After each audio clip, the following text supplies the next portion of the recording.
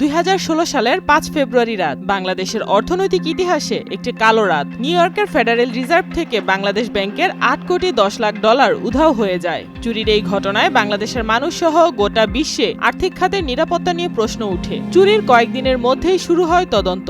তবে চুরির পর প্রায় 8 বছর পেরিয়ে গেলেও রহস্যের পুরো পর্দা আজও উন্মোচন হয়নি সবার সামনে। রিজার্ভ চুরির ঘটনার পর ঢাকার মতিঝিল থানায় একটি মামলা দায়ের করা হয়, কিন্তু দুর্নীতি দমন কমিশন দুদকের এখতিয়ার থাকা সত্ত্বেও মামলাটি তদন্তের দায়িত্ব দেওয়া হয় পুলিশের অপরাধ তদন্ত বিভাগ সিআইডির কাছে। সিআইডি তদন্তে তৎকালীন গভর্নর আতিউর রহমান সহ 13 জন কর্মকর্তাকে মূল অভিযুক্ত হিসেবে চিহ্নিত করে। পরে তাদের নাম অভিযোগপত্রে দেয়া হলেও পরবর্তীতে অজ্ঞাত কারণে নাম বাদ দেওয়া হয়। দুদকের তথ্য অনুযায়ী প্রভাবশালী দুই মন্ত্রী তৎকালীন স্বরাষ্ট্রমন্ত্রী আসাদুজ্জামান খান কামাল ও আইনমন্ত্রী আনিসুল হক তদন্তে অবৈধভাবে নিজেদের ক্ষমতার প্রভাব খাটিয়ে মূল হোতাদের আড়াল করেন।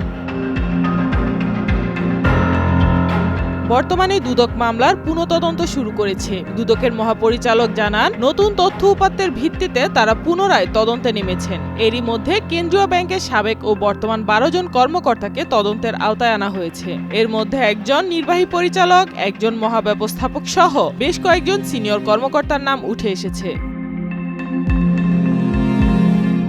রিজার্ভ চুরির 1 মাস আগে 2016 সালের 4 ফেব্রুয়ারি বাংলাদেশ ব্যাংকের ফিলিপাইনে নিয়োজিত পরামর্শক এডিসন জভেল্লানোসের মরদেহ পাওয়া যায়। তবে এটি সেই সময়ে কাউকে না জানিয়ে গোপন রাখা হয়। এই মৃত্যু কি রিজার্ভ চুরির সঙ্গে যুক্ত? এ বিষয়ে বিভিন্ন কথা শোনা গেলে নতুন করে তদন্ত শুরু করে দুদক। রিজার্ভ ব্যবস্থাপনায় ব্যবহৃত সংবেদনশীল SWIFT সিস্টেমটি তৎকালীন গভর্নর আতিউর রহমান আরটিজিএস সিস্টেমের সঙ্গে যুক্ত করে অনুমোদন দেন। আরটিজিএস এমন এক ব্যবস্থা যার মাধ্যমে তাৎক্ষণিক অর্থ স্থানান্তর সম্ভব। তদন্তকারীরা এটিকে একটি অপরাধমূলক সিদ্ধান্ত হিসেবে ইতিমধ্যে চিহ্নিত করেছে।